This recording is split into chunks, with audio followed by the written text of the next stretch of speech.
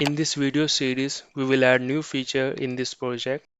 Before continuing this video, I will suggest first watch these videos. In these videos, I have created Angular project, .NET Core project. In a .NET Core project, I have created API, configure Entity Framework Core. For user management and role-based authorization, I have added Microsoft Identity. We are using token-based authentication, and then we integrated these things in a Angular project. So I will suggest first watch these videos. We will add article feature, or you can say blog feature in our app, where user can add article, update articles, and delete articles. And we will also create a view for reader where reader can read publish articles. First we will create API, then we will integrate this API in Angular project. We will store this article in a database. So we have to create a table in a database. We are using entity framework and we are using code first approach. First, we will create entity class. In entities folder, I will add entity class name with CS extension, article.cs, namespace, public class, article. In this class, I will add article property, title, content or body, and third, publish status. This will hold the status of article, whether it is published or not. Some property, for example, ID, created date, modified date. This type of property will be common in all entity class. So I will create a base class. In this class, I will add these properties and other entity class will extend this base class.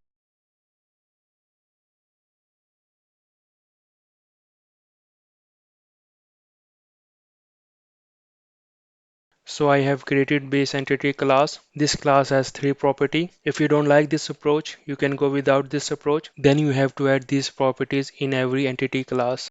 Article class will inherit from base entity class. So article class will have all the property of base entity class. One user can have one or many articles. So now we will implement one-to-many relationship in Entity Framework Core. One article will be associated to one user. In article class, I will create two property, one app user ID and second property app user, and its type will be app user. App user ID property is a type of string because in app user we have a string type ID. I will change the namespace and I will remove the claim from the namespace data.entities. This is our new namespace. One app user can have one or many articles. In app user, I will create a property and its type will be list.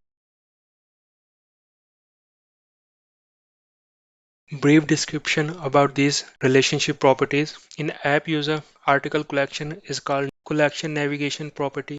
With this property, we can get all the article of a user.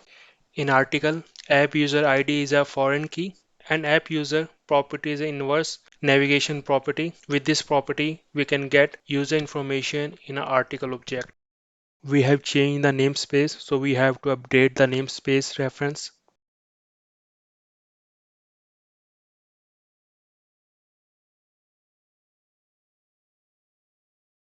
In DB context class, we will add DB set property. We will use this property for query. To update database schema, we will add migration. To add migration, we have to run this command .NET. .NET is .NET Core CLI keyword and EF for Entity Framework Core. Migration space add. So we are adding the migration and we have to give name of migration. MG1 is a name of migration. So this command first build the solution. On successful build, it will create migration script. In a migrations folder, you will see the migration script MG1.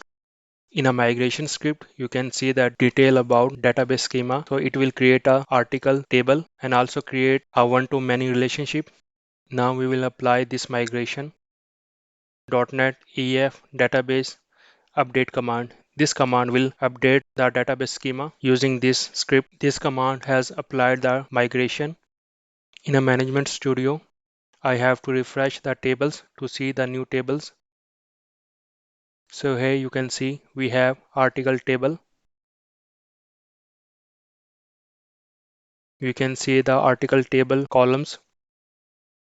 Now we will create controller for article. File name will be article controller.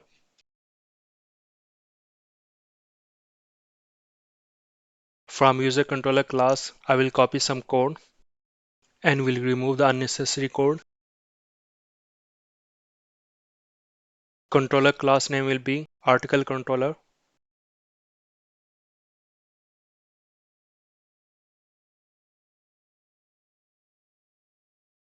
I have removed all the code from user controller class. So this is article controller class with constructor. Now I will add two methods. One, add update article. So I will copy the code from user controller class. Change the method name, add update article.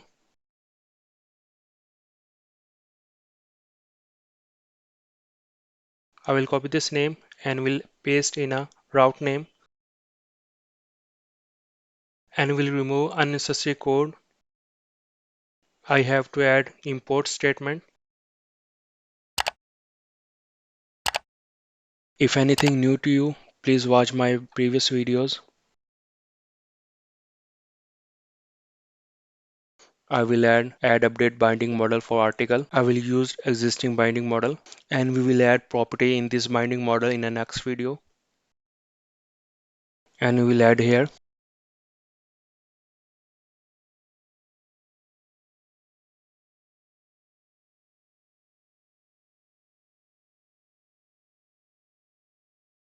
Now I will add delete article method. So I will create a copy of this add update article and change the route name and method name. Now we will run this project.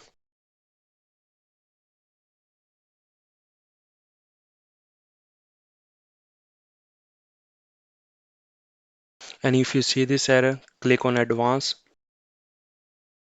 and click on proceed to localhost.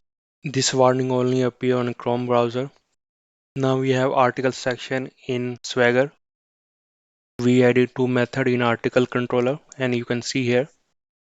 Now we will add authorization on this method and this method can be accessed by admin and user. I will add this attribute on delete article method and add update article method.